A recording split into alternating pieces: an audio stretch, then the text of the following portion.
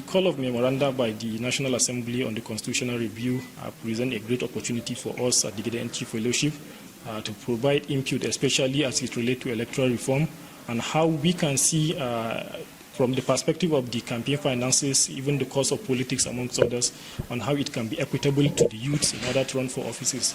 A lot of the challenges that youth are facing, it's related to the financial independency that they lack to run for effective campaigns and offices. You will see that the nomination form can go for as high as 20 million, 30 million, and even 100 million, which the average youth does not have the capacity to purchase that and even run for office. And this greatly limits their ability to contribute to national development, to contribute to social change in their communities and the nation in general. And this warrants us to take advantage of this opportunity, call on different stakeholders to discuss on the issue of electoral reform, how we can discuss the not too young run and the cost of politics, how we can also discuss about the issue of electoral integration into the voting, and also ways that we can strengthen INEC to ensure that it delivers free, fair, and credible election in Nigeria and across the 36 states also. Well, these stakeholders are individuals that are experts in relation to this. We have with us different composition of people. We have lawyers, we have student associations, we have civil society organizations, we have journalists and the media. And the reason for that is so that we can get diverse perspective into this matter, because the perspective of a student differs from the perspective of a lawyer. Likewise, it differs from the perspective of a journalist. But if we are able to gather these different perspectives, we'll be able to come up with a very strong memoranda that will inform different perspectives of stakeholders. I will be able to submit it to the National Assembly for their consideration.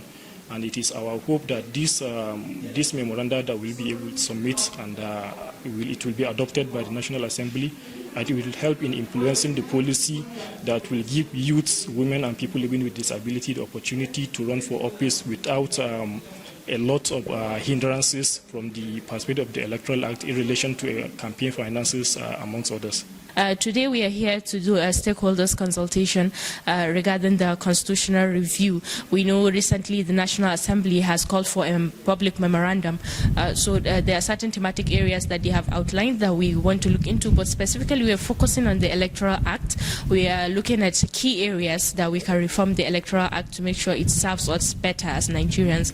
The Electoral Act is key to guiding the electoral process and who emerges as a winner ultimately leads the Nigerian people.